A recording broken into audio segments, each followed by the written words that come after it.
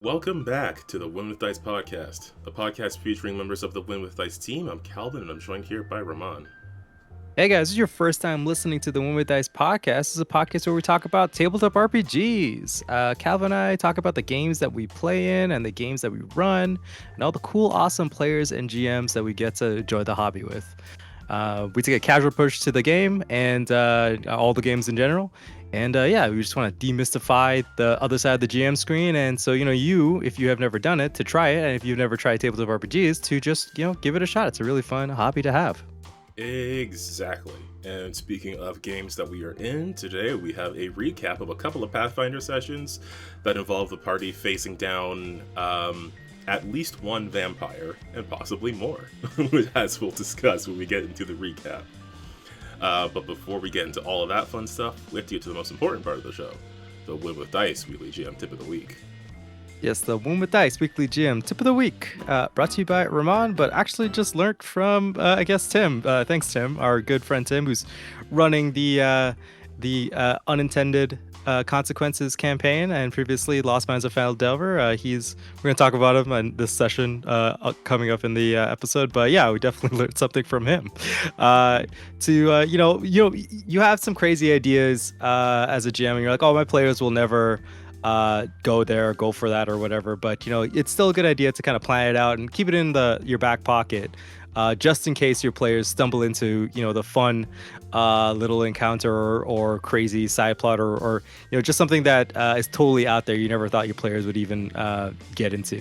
Definitely try to dream big as a GM, but also plan to never use it until the day it happens and you're like, yes, perfect. Yeah, it could even be a thing that, you do have it in your mind as part of an encounter or a scenario that you know the players are going to end up in. And sometimes you might have to adapt how it's introduced or how it's set up. But keeping those encounters in mind, especially if you have some sort of specific, interesting creatures you want to use or a situation that you want to use, just being able to move that around, I think, is useful. As well as just, looking for opportunities to put in the thing that you already had in mind, but just remixing it a bit to fit the current situation. Yeah, it'll totally, make your players surprised when you pull it out. Definitely I was. So you guys will find out soon. But yeah, there you go, folks. That's your tip of the week. Dream big as a GM. I know we talk about being practical and only planning for what's necessary for running the session, but sometimes you just gotta go big. True. All right, so let's get into these couple of session recaps. This first one, I don't believe you were originally here for. But it takes place, again, in the Unintended Consequences campaign that we've talked about before. Where we had left off, the party was traveling southwards, pretty much on the path to an encounter with someone who was seeking vengeance against them. The party consists of Kavo, a half-orc barbarian, Bren, a human monk ranger, Teeks, a changeling druid, a new member, Slider, who is a rat folk alchemist, and not appearing in this episode is Silrona, our human wizard, who occasionally teleports to a cowboy dimension. So during this point in time, Silrona was away in said cowboy dimension, and we were making our way southwards to a place called Thornhold, just as a stop before we headed off to a different location, one where a cluster of hags was living.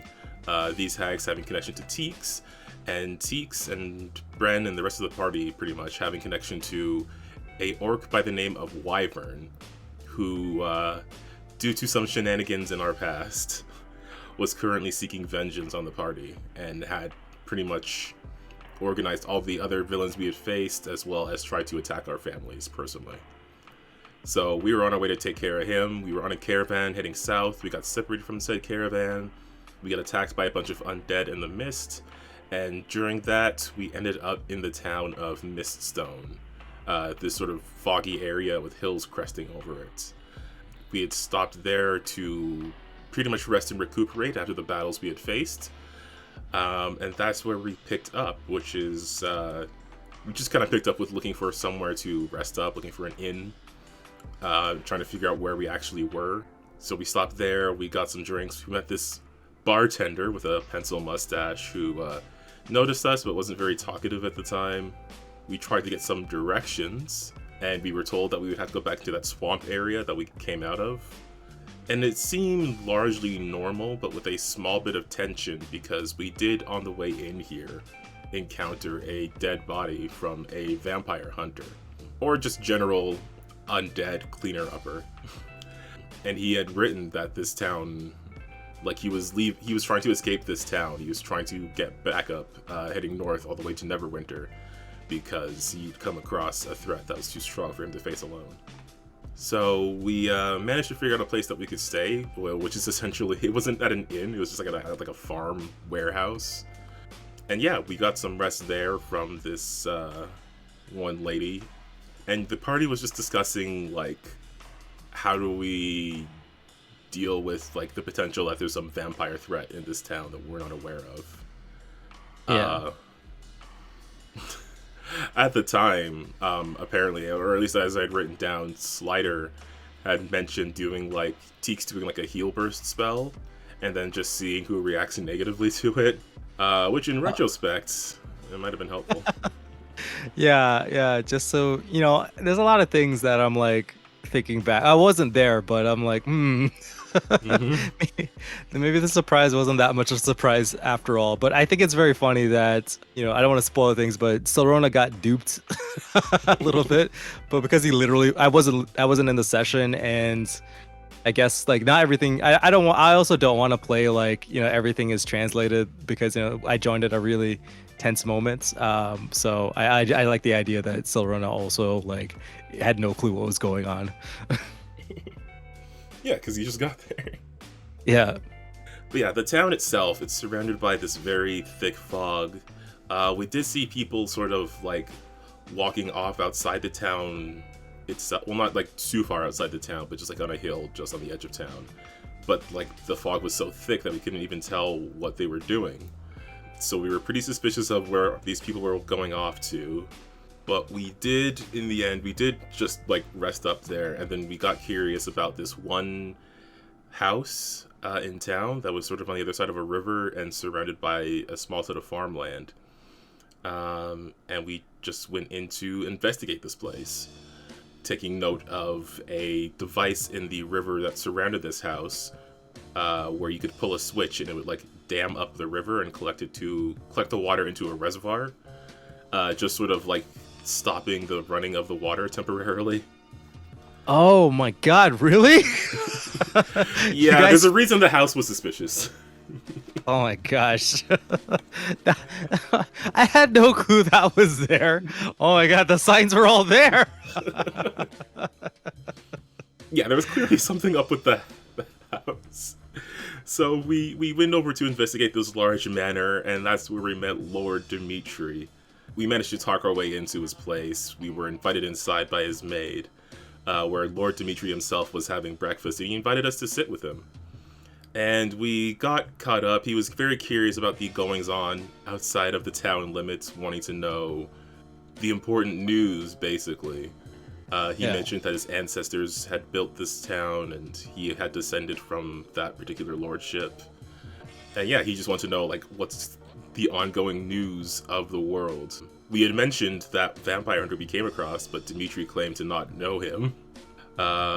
We had asked about the farmland that didn't seem to be getting much use, but he just sort of brushed that off, saying that he does more gardening than farming. Although Bren, being a ranger who's attuned to nature, believed that the weather wasn't really conducive to the sort of gardening that Dimitri was claiming he was doing. And during the entire conversation, things did seem a bit suspicious, including the drink that he had at the time.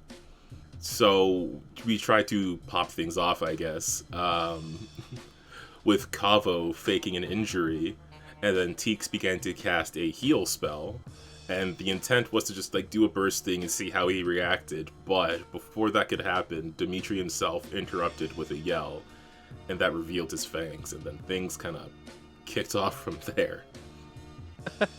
That it was fight time. Pretty much. So, yeah, Slider was throwing sunlight bombs, Teeks was using Disrupt Undead, and then Brett and Kavo were getting in there with a silver sword and some barbarian range. but Dimitri was able to convert himself into mist as we were fighting, and was sort of easily able to.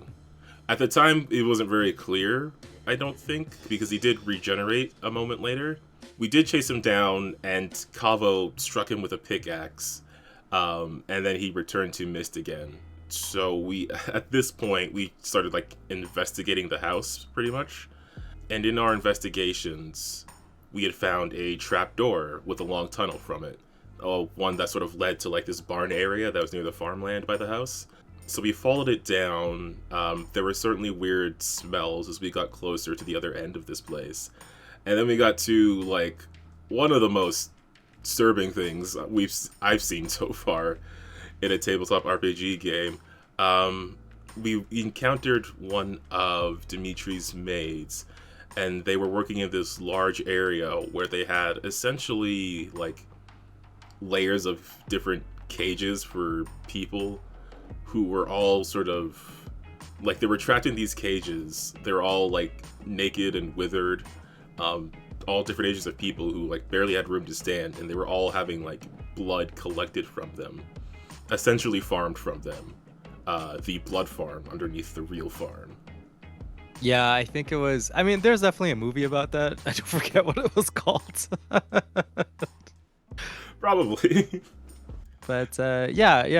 It was bad. It was real bad. Yeah. And I just like to highlight that Tim, being the crazy man he is, just copy and pasted like 100 just generic dudes and placed them on the map. We're using a VTT, and like with all of the the sight, like the line of sight blocking stuff. So like as you like moved around the map, like it just showed you like just the dudes just started to appear, and we're like, oh no, this is bad. Yeah, that really helped with the reveal. Just coming in and then seeing all the tokens light up as your line of sight, picks up on all of the characters that are in there and the people in these cages having blood drawn from them. So yeah, we pretty quickly destroyed that vampire maid, and we're trying to figure out what the hell we're supposed to do here. Like, how can we help these people?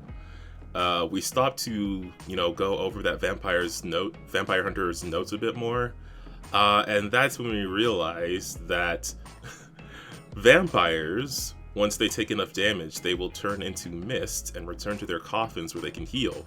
The only way to destroy one is to sever the head and anoint the head with holy water, or to expose them to, direct sunlight. So we found that, like, after a certain amount of time, the vampire regenerates after it's been killed. So we all rallied back into the tunnel because we're like, oh yeah, Dimitri's clearly not actually dead. Yeah, like it's like wild to me that there's so many steps to kill a vampire in Pathfinder. Like I'm like, damn man, like this whole ritual involved. Like it's really cool that they're so tough to kill, but it makes like a cool, like, I guess it has like a haunted house kind of feel, because every time you kill the vampire or fight it, it just disappears again. And because the place is so big, it's like you have to run around and find its coffin and all this stuff. So it adds like an extra layer of then just like you go to the boss room and beat the boss, right? It was like really fun. Yeah, I think that's part of what makes them like good narrative villains, and especially like for a tabletop RPG, because there's so much more steps to dealing with them than just reducing their hit points. Yeah. So we headed back to the house. We ended up splitting up as we searched to find where Lord Dimitri's actual coffin was. And Kavo and Bren managed to find it upstairs. They opened it to find Lord Dimitri there regenerating. But Dimitri was able to cast Dominate on Kavo and control him, and then direct him to kill Bren. And then Bren did the secret Raven Shade technique of running away. Secret technique unlocked. Goodbye. It's really cool. I mean, I just like that French just cheesed it. I was like, nope. nope. Smartest thing to do, really. Yeah. So he was trying to escape from mind-controlled Kavo. Slider and Teeks were downstairs, and then there was some stuff that kind of like there was some stuff that happened in the game that we had to rewind a bit. There was a session that did get interrupted, so I'm trying to stitch the two canon parts together. But pretty much at this point, this is where Silrona came back in, as you were able to rejoin the game. So Silrona, who again occasionally gets forcibly transported to another dimension, did reappear with Slider and Teeks on the lower floor, and the three of them headed upstairs. With all of them together, Teeks was able to help Kavo with a guidance spell to help him sort of resist the domination effect. And then we get into the session that started with the actual vampire fight with everybody there. Dimitri had thrown up a wall of fire, sort of cutting off our access to him as he was in a different room at the top floor of the house. And yeah, we had to sort of work around that as we tried to get to him. So Kavo had moved in, he was trying to attack. Teeks was using spells, but he was able to resist them. Slider, and this was interesting because this probably isn't like rules as written, but it was pretty cool, so it's fine by me. But Slider threw a frost vial, and when it detonated, it was able to sort of put out some of this fire, this wall of fire that Dimitri had summoned. And then Silrona was able to get in there with like a rapid fire revolver blast of like 9 magic missiles. Yeah. It was. I didn't expect him to go down. I actually don't know how much HP he had, but the fact that I think at that's the point that he poofed back into his coffin, right? Yeah, we had fought him a bit before.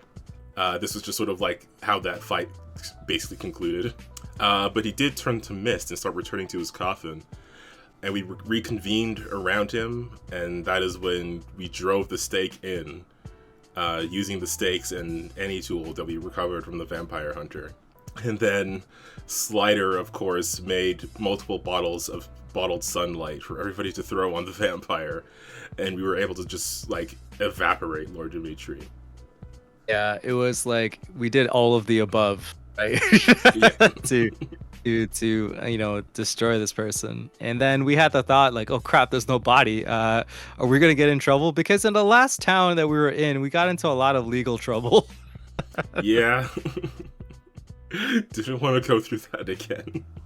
Yeah, we probably should have got, I mean, it probably wouldn't have mattered, but well, definitely wouldn't have mattered, but yeah, it was we would have at least had the battery farm as evidence. Yeah, that's true. So we did start searching for some loot, which Bren was able to find. Silrona, I think, was the one who spotted like another body in the room. And then we had a discussion over what to do with the captured people. Eventually coming to the conclusion that like that was too much for just a handful of us to deal with, and we're going to need some actual like backup for this. But then we started to get to sort of identifying the items that we found, and there was a bunch of cool stuff in there. There was like an animal skull with writing etched into it. There was a sword that had some fire damage and let off smoke. There was a kukri that I think had some bleeding effects. I can't recall exactly what they were. There was a cloak that Teeks found that I haven't really had a chance to go into what it does because she kind of just put it on.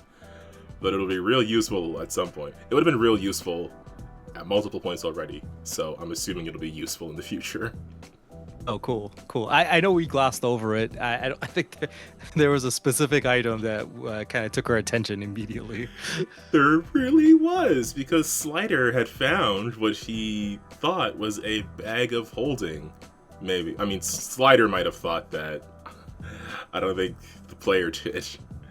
And he had put his hands into this bag, and then the bag grew teeth and started pulling him in, because it was actually a bag of devouring. Oh my god. Oh my god. Like it was the most shocking thing I've ever experienced in a long time. To be fair, this entire session was like twice I got bamboozled. I'm like, one, I had no clue Tim put this in here, and then I can't believe that, mind you, Slider's player has already lost a character. And then now Slider gets devoured by the bag of devouring, and we're like frantically like, what the hell just happened, right? Like, what do you mean he's gone? Like, what? He was just standing in the middle of the room and just nom nom nom. Like, yeah, he just got like, because it's a couple of checks. It's a flat check to see if the bag will activate, and then it's a grapple check for the bag, and then it just happens, and he's just gone, like just straight up out of here.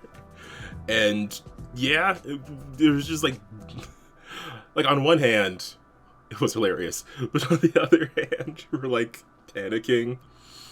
So Rona and Teeks are trying to turn the bag inside out using I was using prestidigitation. I don't recall what you were using, like some sort of telekinesis or something.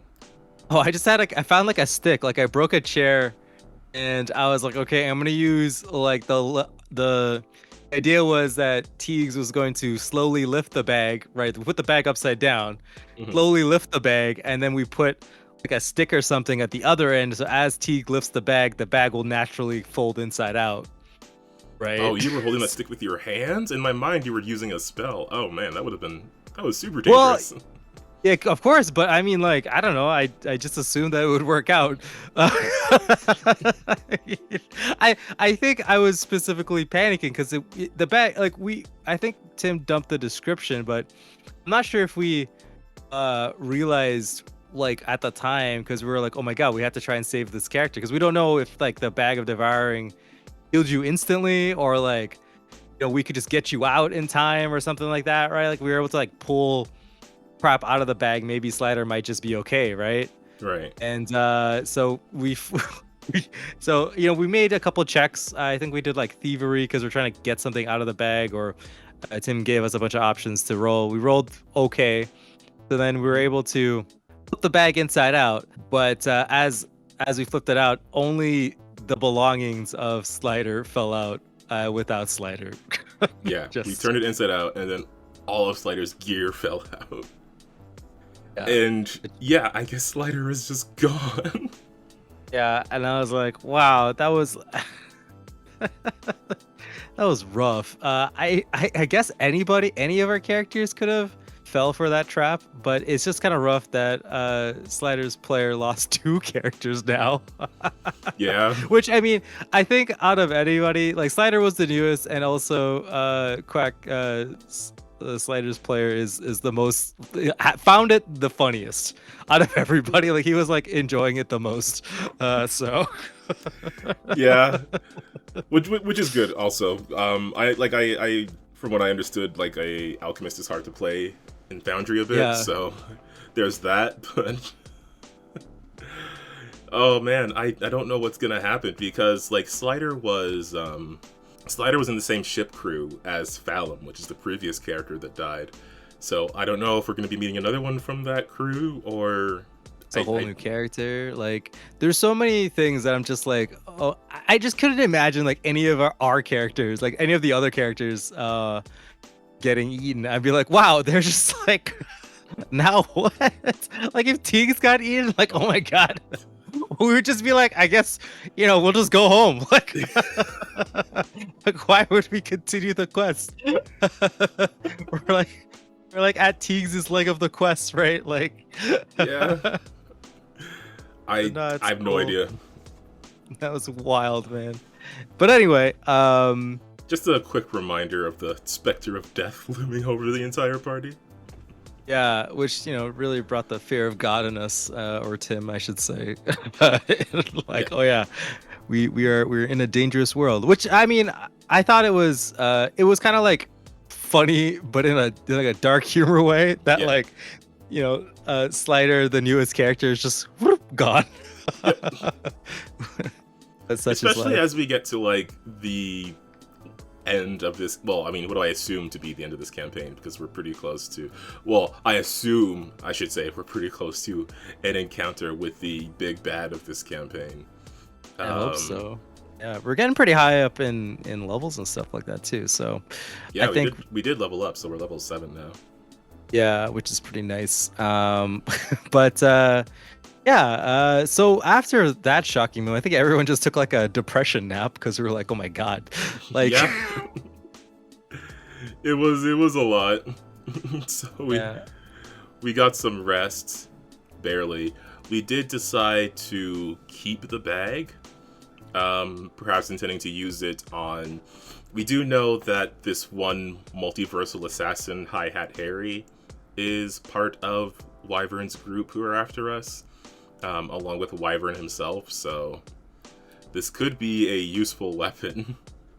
Yeah, I mean, it's also good to kind of have on because, like, I remember I know that like I personally have used like a bag of devouring before as like a garbage disposal. Like anything you didn't want anyone to have, you just kind of dumped it in there Yeah, because if they try and pull it out, there's a chance they would just get eaten like Slider, or they would just like or like a dead body remover. You just put the like the hand in the body and just bloop because the body can't resist, right? So if you ever wanted to become like a, there you go, folks. There's your second tip, secret tip. If you're playing Pathfinder or D&D, I guess they probably exist in there. Just get a bag of devouring, and that's how you can scash the bodies. that is You'd an be extreme waste basket, but okay. yeah, it's a good way to be a hit. It's like a hitman thing, right? Tools of an assassin, just no evidence. That is a terrifying assassin. So yeah, we rested up, and then the next day, like Teeks was just going to go spend some time like helping treat the people in the cages, just try to get them medically stable. Some of them were a bit more drained than others. It just marked as being like to be slaughtered soon. And then while she was doing that, the rest of the party, Silrona, Bren, Cavo, and Slider, or God, so just Silrona, Bren, Cavo. the Wow. ghost of Slider. The ghost of Slider. I don't know how that happened. They strolled into the town square, and Silrona, being the sheriff, sort of declared that we had killed the vampire Lord Dimitri, and was able to convince some of the people to. Well, I mean, the barkeep, you met him there, and he claimed that, Dimitri had other servants that were out on a job and they would be returning soon. Yeah. We weren't met with applause too. That should have been a telltale sign of maybe not, because I don't know, everybody was like kind of murmuring, like they weren't like shocked or not shocked, but they weren't like happy to be, relieved from this vampire threat. And I think the death of Slider kind of shook me a little bit. So like I wasn't thinking clearly. I was like, whatever. I guess everybody's depressed here because there's no sunlight. Pretty much. I guess Teeks wasn't there, but for my what I was thinking was just like they were just so like shell shocked by the news that they didn't have like an immediate out loud reaction. Yeah, which I was like, okay, it's fine. And then I was like, okay, so it's not done yet. There's still more vampires to be slain. Let's just finish this good deed, and move on with their lives.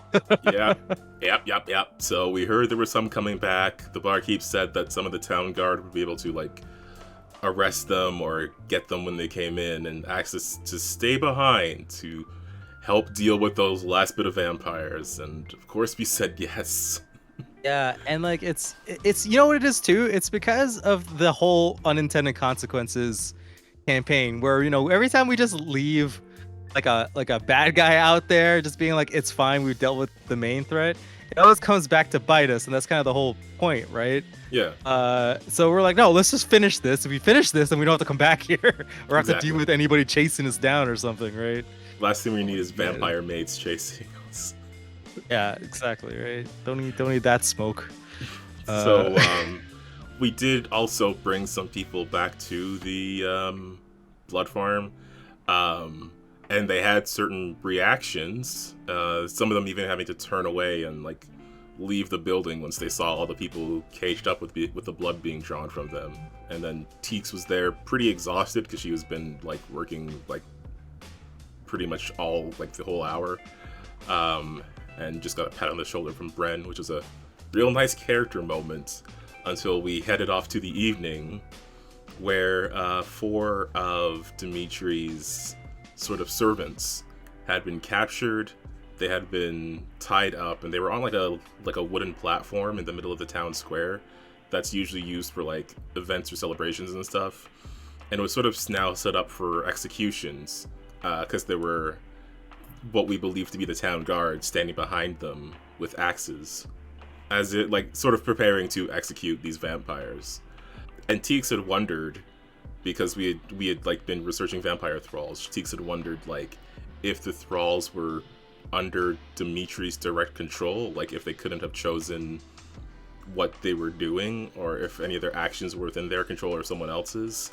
And so Rona at the time had argued that like they have to get rid of this evil pretty much.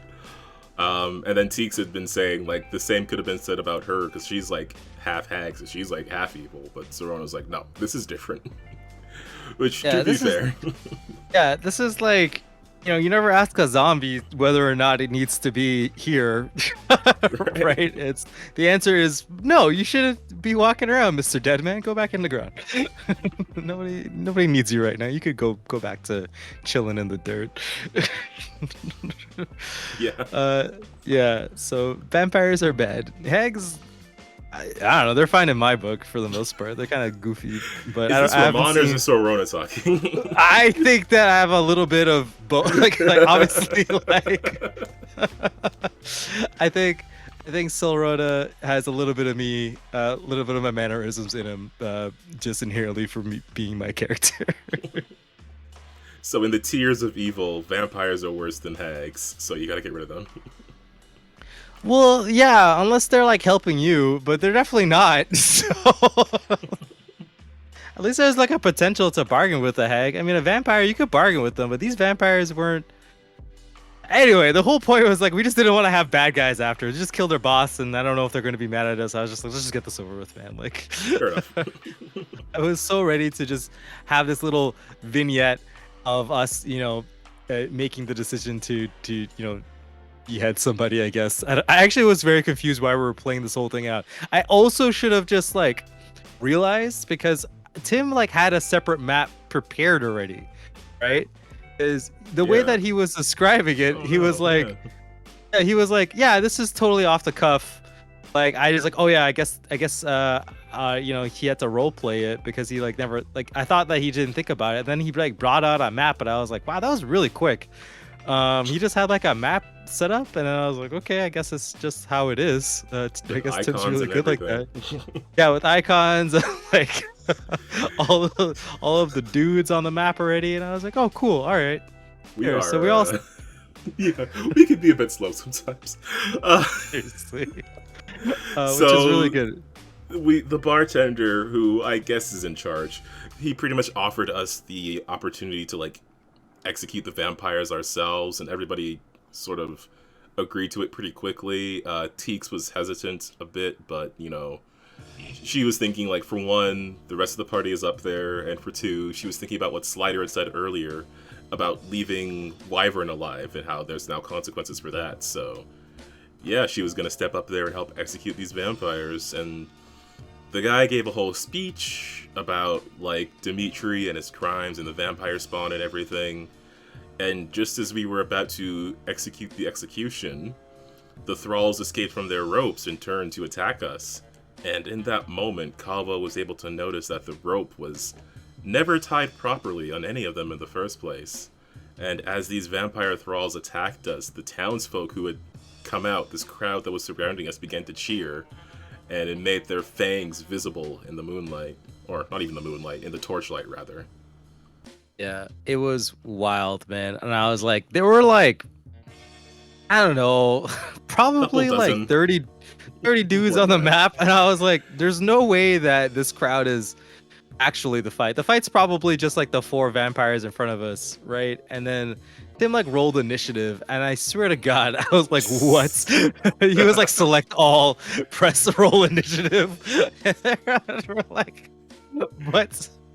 But why, Tim? Why are we fighting 30 vampire spawns?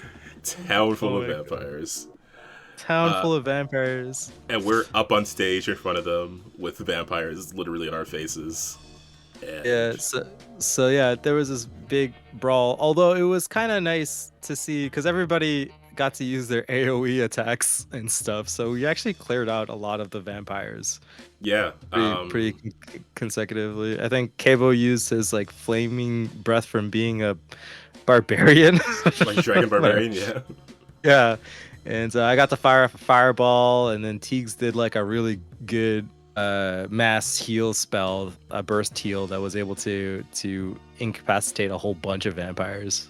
Yeah, So I think I should have popped that off like a round earlier because I have this thing where I'm like, I'll survive this round, but I need to be in better position to do this cool move that I want to do. And we were literally surrounded. I have no clue when it was the better time. Where you do dive bomb in the middle, like I thought about it. It's only a range of 30 feet. I could have gotten more if they got closer, and I was like, they're gonna get closer. They have to bite us. Not realizing that, oh yeah, they're going to bite us. Going to bite us. Yeah, I think yeah. Silrona ended up gambling and just. I think I got. I also torched myself with my own fireball because I was like, it's better to try and get rid of everybody in front, like in our faces. And I think they saved. It was like such a, like I rolled really low on the damage, and Tim rolled exceptionally well. I think like more than like half of them passed, which was wild. And yeah, Tim so was they didn't do rolling that hot much that damage. day. It was rolling. I mean, like I guess it was hot. We probably just didn't notice it because it was like 30 dudes. So, To be fair, it was on like the reflex saves that usually got like the big numbers, but there were some times where he rolled a bunch of people and like a couple of them got nat 20s, especially after Kavo got like 2 nat 1s in a turn. Yeah, that was like rough, man. But yeah, we ended up actually defeating all of the vampire spawns. I do know that there were some sketchy moments where Teagues went down. Yeah, Teagues definitely went down. Teagues got bit a bit because like when the vampires, they have the grab ability, so if their attack succeeds, if they spend an action, they automatically grab, and if they have someone grabbed, they can do a bite and they can start to drain you. So Teagues did get drained a couple of times. Despite doing her heal burst, which was very useful. I just wish I had rolled better damage for it. But it's basically like in an area, I'll damage undead and heal the party. So I got a couple of those in. But then I was like dying. And then just barely survived that. Although the joke is that if you didn't go down on a critical like a critical attack or whatever, you weren't gonna die because the only way to die in Tim's game is if you die immediately. Like it's like you get critically hit and then you fail the you critically fail the death saving throw. So you went down by a normal hit, so we're like, yeah, you're fine. Ironically, that's true because that's also happened in my campaign. It also happened in my campaign. Everyone just dies instantly. It's just like 1-2 and you're dead. Yeah, that 1 in 400 chance thing of happening somehow happens. Yeah, I mean, it happened twice to Quack's character. Like you had to fail 2 rolls in a row, then you're dead for the bag. Like sometimes the dice are cruel. Yeah, it's so funny, man. But yeah, we were fighting our way through all these vampires, including like some of us getting grabbed and drained. Calvo blasting one with the Ring of the Ram at like max force, just sending it flying away. And then he moved over to help Teagues, who had gone down, like taking out the vampire that was standing over her, and then throwing his sword into another one. And then that vampire, very bravely pulled the sword out of its body and then moved to attack Cabo. It did not last very long. Yeah, it's like immediately destroyed. Which I think that pretty much kind of wrapped up the fight. I think Silrona like launched a bunch of magic missiles. Bren like did his axe kung fu where he just swung an axe and just kicked people, which was pretty cool. And we ended that fight, and and then we proceeded to run the hell out of town. Yeah, part of me thought we might have tried to escape like right at the start, but there were just too many around us that if we started running then we'd have a swarm behind us. At least for this, we had a chance to get out of there. Yeah, and I wrongly assumed that all of the vampires were there, but no, turns out the entire town is just a vampire. Like they're just vampires. It's just vampire town. Yeah, which makes sense for like the scale of how many people they were draining blood from. because in retrospect it makes sense. I think like I didn't even consider why would Dimitri need all of these people here if it's just him and his thralls. That's true. I just thought he was like selling it or something. I was like, oh, it must be selling it to the other vampires, the underground vampire blood ring, you know, like other nobles and stuff. Because I mean, it's a pretty sweet spot to be set up into. Like, you know, I was like, oh yeah, there's like a townspeople right here. You know, it's constantly in fog. This place kind of sucks. It's an easy place to get stuff, you know. But now I realize it's a nice place to live if you're just a bunch of vampires. True. Did not put two and two together at all. And you know what also tipped me off too, like afterwards, like retroactively, like it should have tipped me off. The bartender said they didn't have any food, right? They only had drinks. And I was like, well, why? Right? I was like, what do you mean you don't have any food? I guess it's hard to grow here, so I guess he doesn't have a lot of food. But no, they don't eat because they're fucking vampires. Good lord. Yeah, I imagine the party is just like kicking themselves and realizing these things as they escape. Well, Solrona definitely is. And then, you know, we were like, we got to come back here later and nuke this whole place. Like a good aligned dragon to show up and just burn it with hellfire. Just flatten it. Flatten yeah, it. we did make it to Thornhold. We wrote a message to the Harpers, so hopefully they can help. Because they are a thing in this game world. But we did also figure out that the vampires, because again, they're vampires, and we didn't cut their heads off and anoint the head with holy water, so they are likely to regenerate. It's true. I did blow up a building with a fireball, at least caught it on fire before heading out. I wanted to blow up the inn, but Tim said it was too far away, and I was like, damn it. Yeah, it was like the opposite direction of where we had to run away. Yeah. Oh, well, yeah. We'll get them next time. You'll get them next time. Yeah, but now we've managed to escape the town of Miststone. And even though there might be some vampires still after us, we still have to find the orc Wyvern, and we have to put an end to his machinations. I mean, Teak still does, because he will definitely like come after her family again, but yeah, and like, you know, apparently he has Hi Hat Harry on hire, so he's his Solrona's town of I think it's a blood cult. I forget what it's called. That might be from Halo. that is from Halo. It's 100% from Halo. Yes, this is the town of Blood Gulch. Blood Gulch. Yeah, so in Cowboy Dimension, and yeah, there's lots of revenge that needs to be done, and we gotta put an end to this dude. And I'm excited to, you know, finish a second campaign with him. He's a really good DM, and yeah, I feel like I've had a blast. So yeah, I'm also down to play a different, like I'm down to, like, you know, settle this stuff and like maybe like drop these characters for a little bit and maybe run something for the gang too. Been itching to put something together, so. I mean, I would love that. I need any excuse to make a kineticist character.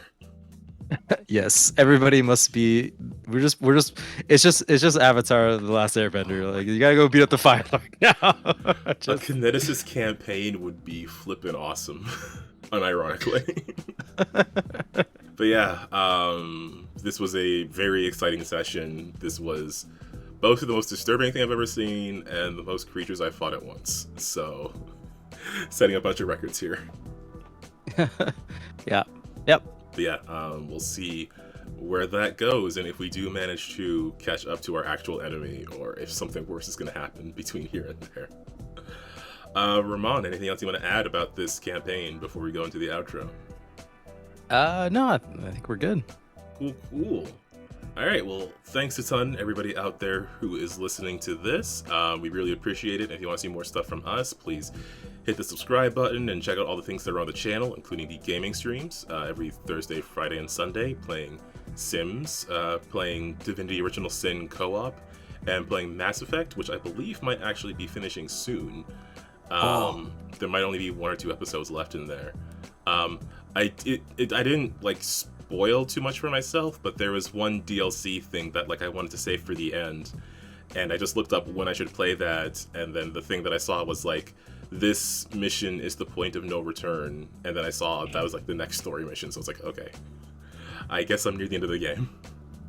Cool. Well, I mean, I'm excited for you to see the ending and experience that, and maybe we'll just have a little moment of of your thoughts on it on the podcast. I'm curious. Maybe. That's like definitely. That's definitely. I don't know. Like I think retrospectively, I'm like now it's fine of an ending. I think at the time it was a little bit shocking because gamers, but yeah. I'm very curious about what it is. I have to see it.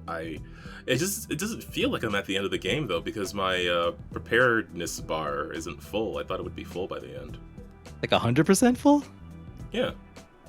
Oh, I mean, you might have not done every single little tiny thing, but I mean, I didn't, but I thought it'd be. It's at. I don't know. I thought it'd be higher than it is, but we'll see. We'll see. Check it out on the stream. We'll see. We have to go around the Presidium and just like make sure you gave everybody their thing. I did though. Oh, interesting. I did all the Citadel stuff, but I missed some stuff in like DLCs. But whatever. I think it's just that thing where you wander around space and then you like scan and then find random crap on planets. Yeah, that'll help your preparedness out. It'll give you some extra points. So maybe you just do that off stream or something, so you get the 100%. I don't even know how to get the. All right, I'm not gonna say anything. Okay, let's just end the episode. You're right. Below, also in the description, we have links to all sorts of people who we've talked to and hung out with on the show. If you're into Lancer RPG, definitely check out the stuff below. In Golden Flame is out. There's an update to Field Guide to Fontanez, so definitely go check out all that cool stuff. As well, check out the Untold Stories Project channel, where I'm at on Tuesdays and Wednesdays in their live streams. There is a whole lot of fun stuff going on there. The Wednesday game, we just got out of the WandaVision segment that we were in, and something very dramatic happens at the end that I'm glad I wasn't involved in, but something dramatic will happen to me at the start of next stream, so I'm not out of the woods yet. And I think that's gonna be it for now. Anything else before we head out of here? No, I think we're good to go. Cool. Well, for all of our Vampiric GMs and players out there, just remember to keep on winning with dice, and we'll see you next time. Bye, guys.